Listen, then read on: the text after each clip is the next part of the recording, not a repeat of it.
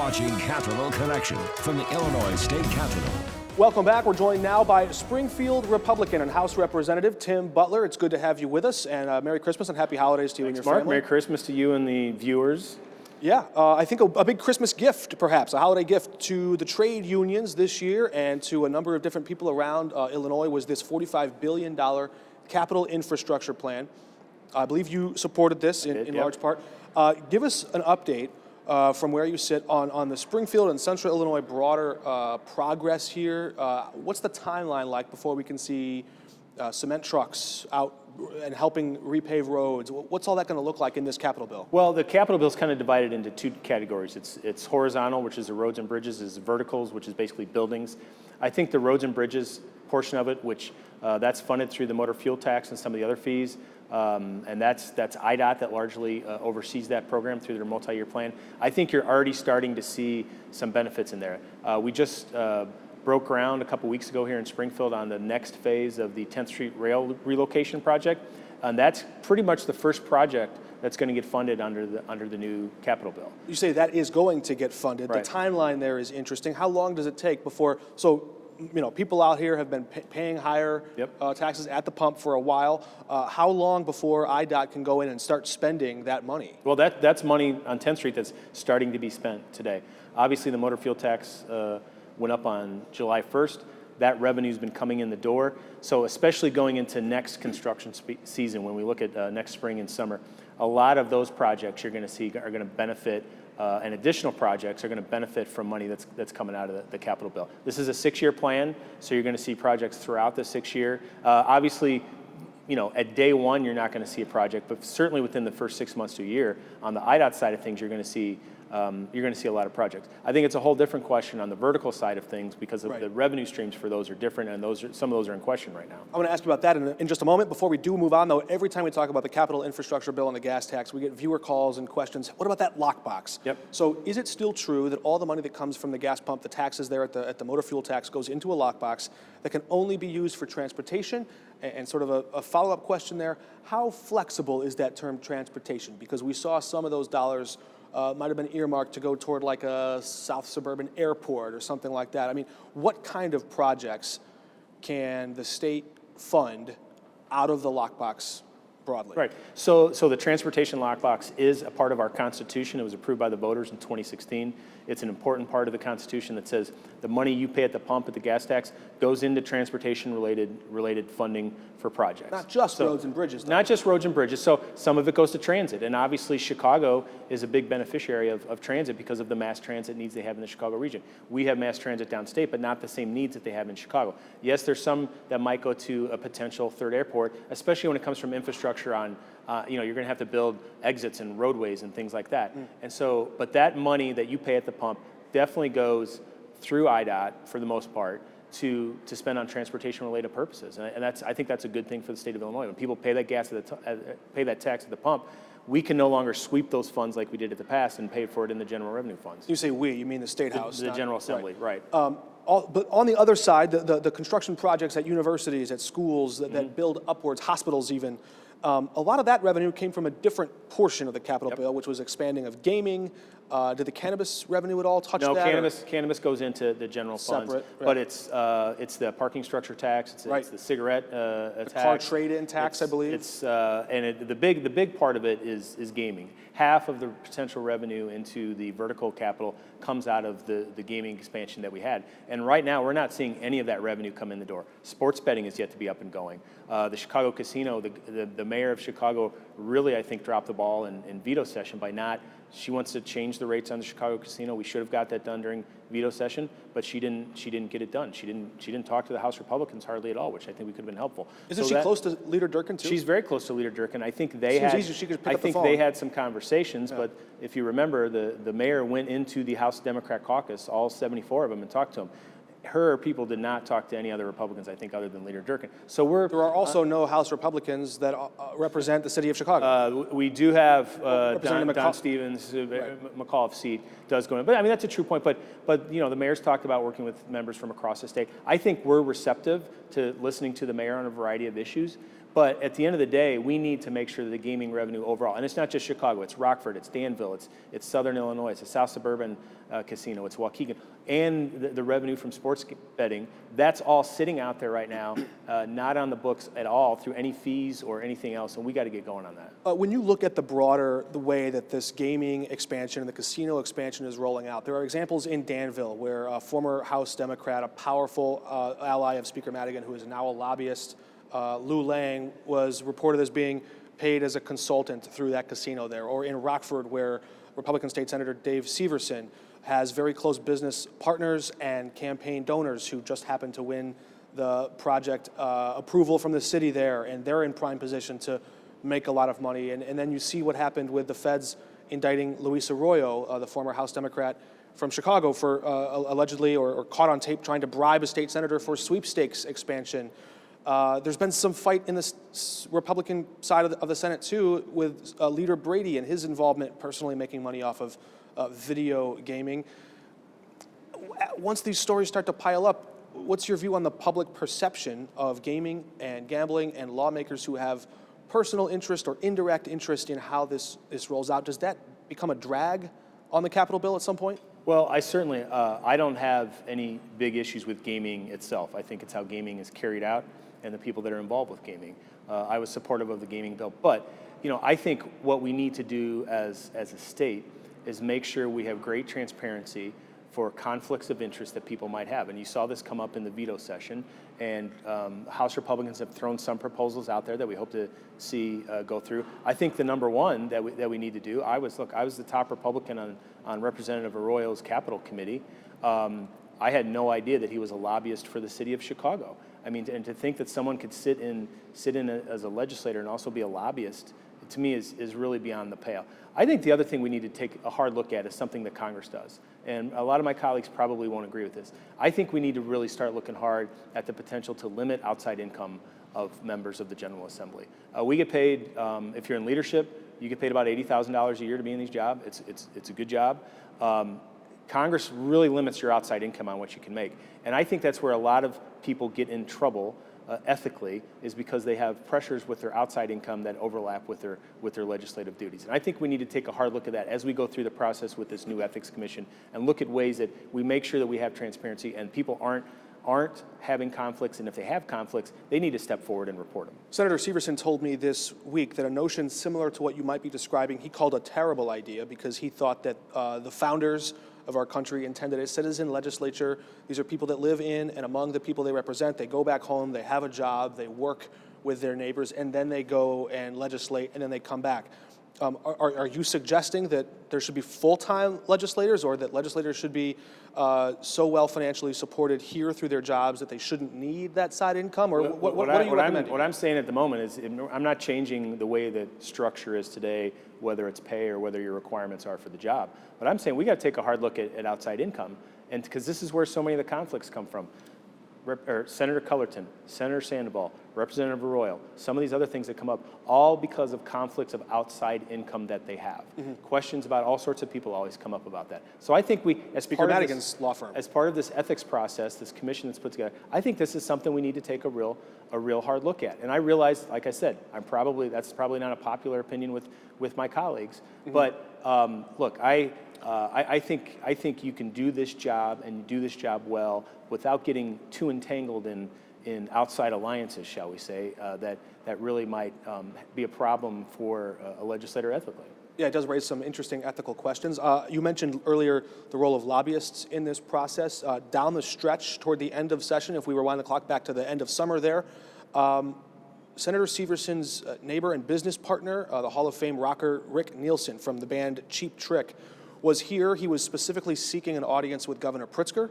He said to us on camera he wanted to kick this casino thing in the butt a little bit. He wanted to get it to happen. He was clearly lobbying on behalf of this interest through his public advocacy. I'm not clear if he was a registered lobbyist. We could find that out. But he was also on the floor of the House and Senate.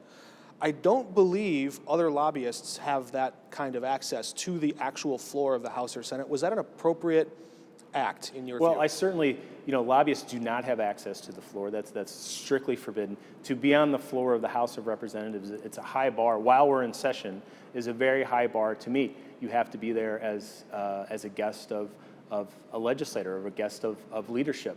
I can't just have someone show up for the day and bring them onto the floor. I don't know why Mr. Nielsen was on the floor. Everybody talked to him. I talked to him. Hey, it's an iconic Rock and Roll Hall of Fame member. Seemed like a nice guy. But I think in that capacity, when he's here for a day to advocate for the Rockford Casino, that probably was not the ethically right thing to do, to have him on the floor of the House of Representatives. And I think this is an issue, again, that will come up, I think, through this process when we look at our ethics laws into the spring. How do you define a lobbyist? Is Tim Butler advocating back to the city of Springfield about an issue? Do I become a lobbyist somehow? I think these are the kind of questions that we need to figure out on where we go. But certainly, I think what happened with Mr. Nielsen on the floor probably should not have happened. And I'm not sure how he got on the floor, but it probably should not have happened. Very interesting. I remember, you might have actually been involved with this. There was a gentleman who dresses up like Abraham Lincoln. People were trying to get him on the floor for pictures, and the House would not allow it. And Abraham Lincoln actually used to be a House representative here, George Buss is his name. George is a great Lincoln reenactor from Freeport, Illinois. I've known him for a long time. He was here for an event, and they would not let him on the floor. And I get it. I mean, George he's a nice guy, but they just decided he shouldn't be on the floor. We did have him up in the gallery for photos and everything. So, like I said, it's a high bar to meet to be able to bring somebody on the floor of the House of Representatives while we're in session. All right, very interesting. So broadening out to a larger view of this ethical consideration, a lot of House Republicans especially have raised a number of new bills. Some Senate Republicans have too, including Democrats in both chambers have signed on to some of these ethical bills. Which ones of those can you say right now you're prepared to support? It sounds like you have questions about the language and specifics of what a lobbyist might be, but which ones of these ethical bills can you say, I fully endorse that now? So I think, the House Republicans rolled out several pieces of legislation in veto session. I think the number one is, that I mentioned earlier, is that you cannot be a member of the legislature and be a registered lobbyist. And there's obviously, it's a pretty clear line. Paid or unpaid? Well, I think it's a clear line with what Representative Arroyo was doing, and I think we can take care of that quickly. You cannot register as a lobbyist or get reimbursed as a lobbyist for that. Just an example, if I can just interject something there. One of the reasons why he had to register was because the city of Chicago, believe it or not, has incredibly stringent requirement standards where the city of Rockford or Danville does not. So a state lawmaker from other parts of the state could go back home and do the same exact activity but not be a registered lobbyist as they would be in Chicago. Is that fair? Well, I think it's something we certainly need to take a look at. But I think if you do have organizations, whether it's communities, whether it's other states even, somebody might be able to lobby outside. They could lobby in Iowa or lobby in Indiana for a company that does business in Illinois. I think that's something we need to take a look at that says you can't do that. And then I think you need to make sure, and this gets back to my point about limiting outside income. If you are a paid consultant for a company that has business before the General Assembly, I think we need to take a hard look at those things to see what we're allowing and what we are not allowing. I'm not saying you can't have any outside income whatsoever, but we got to take a hard look at these things. There's plenty of people who work in the General Assembly, who are elected to the General Assembly, that are realtors and farmers and attorneys and do great work and don't mix the two. But obviously some people do. And I think this is going to continue to be a big issue as we move forward, trying to figure out what the right balance is for that. A former representative, now state senator, Rob Martwick, has wrestled with this same issue, and his idea is that the state, he acknowledges it may be unpopular, but the state should pay more to state lawmakers so that they don't feel like their financial situation is so distressed that they have to go out and seek other forms of income. I don't know how well the public would receive that. He seems to be aware it might not be popular, but it seems like they're... I want to remind your viewers that just because a representative might make $70,000 or $80,000 a year, that's not just the only money they get from the legislature. There's per diem, which is now $144 a day for days that we're in session. There's mileage reimbursements that a lot of members take for activities that they get in. I don't take either of those as a member of the General Assembly. So there's a large pot of money out there that's spent on being a member of the General Assembly. And Illinois state lawmakers, I believe, are among the top 5 or 10 states. They're very high. I don't think we need to raise our salary, but if you want to look at how we dole out things like per diem and mileage, and maybe put those someplace else, maybe put those into, like in Congress. You don't get a per diem in Congress. You just get your flat salary. That's it. Maybe there's other ways we can take a look at this without spending any more money. But I think these are the questions. I think these are the things we have to ask to see how do we move forward and make sure that everyone is doing things ethically. All right, we've talked a little bit about 2020 and previewing of those big issues there. In 2020, one of the biggest political fights is this fight over the progressive income tax, and that's one that will be decided by the voters. I understand state lawmakers are under guidance. There's ethical certain constraints on what since it's a ballot, it's on the ballot, and we voted on it. I voted against it, which is something I can say. But there's ethical constraints that we have to abide by when it comes to discussing like my views, Right. My advocacy. So I won't ask you to advocate Yep. or campaign for or against the progressive income tax. We know where you stand because of your vote on that. But I will ask you to respond to Governor Pritzker. He recently put $5 million into this ballot initiative campaign because he feels a need to go out there and get the public's interest in this. Basically, he's saying everybody who makes $250,000 a year or more would pay a higher income tax rate if the voters approve it. 60% of voters would need to do so. He says, however, the alternative to going out and raising this tax on the rich, collecting about $3.5 billion more in revenue, if we don't do that, that the structural imbalances in the state budget of Illinois would require us, without that extra progressive income tax, to slash Social Security, to slash social services by 15% or 20%, or 15% rather, and to raise taxes on everyone by 20%. And I think Senator Andy Manar said that would be like going back to the Rauner era of budgeting, where it just doesn't all add up. From your perspective and your vantage point in your experience building budgets, does the state need more revenue to have a balanced budget? Well, I remind you that we have the largest budget in Illinois history this year, a $40 billion budget, more than any other budget that we've had in the history of Illinois. We've seen our budget go up dramatically from about $36 billion to $40 billion over the last few years. So I'm not one who thinks that we need to raise.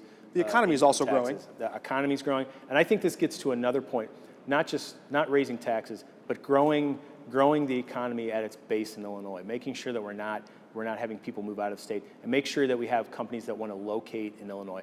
And that's a tougher question to answer, because I think that involves so many other things, not just corporate or individual rates, but property taxes, and how does the state as an entity advocate to get businesses into Illinois. We had some good wins this spring with some business-related issues to help try to stimulate economy. So I'm somebody that believes that's the way we need to go. We don't need to raise taxes to be able to get where we need to go. We need to grow the economy in the state of Illinois. Would you ever support raising the flat income tax beyond the 4.95% where it is today? Not at this point. Not at this point, but at some point you might. Well, What's that point? Look, I think at 4.95% is more than enough to take care of the needs of the state of Illinois. I didn't advocate. I didn't vote for the override of Governor Rauner's veto.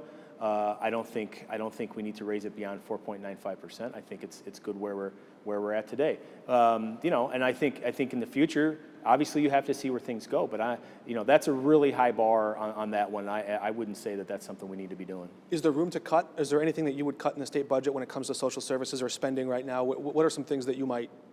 Well, I think we got to continue to take a look at, look, the two biggest drivers of spending in the state of Illinois are Medicaid and our payments to the pensions, our pension payments. We need to figure out an answer on the pension payments with making sure that we take care of the promises that we've made people in the past. I represent a lot of state employees. I'm based here in Springfield, so that's an important issue for me. And I think when we're getting close on a majority of our budget being taken up by two large items. So we need to figure out the way to get those under control. And that's where we're going to find some savings, I believe. Would you like to see a constitutional amendment or a question on the ballot about the future of pensions? I wouldn't. And I think what I would like to see more, and I've advocated for this because I've introduced legislation on this. I think we should take a look. I think the voters should have a say now on whether or not we should have a constitutional convention. I mean, we've got so many issues. Just rewrite the whole thing. Yeah, well, I mean, at least have the opportunity to take a look at it. This month,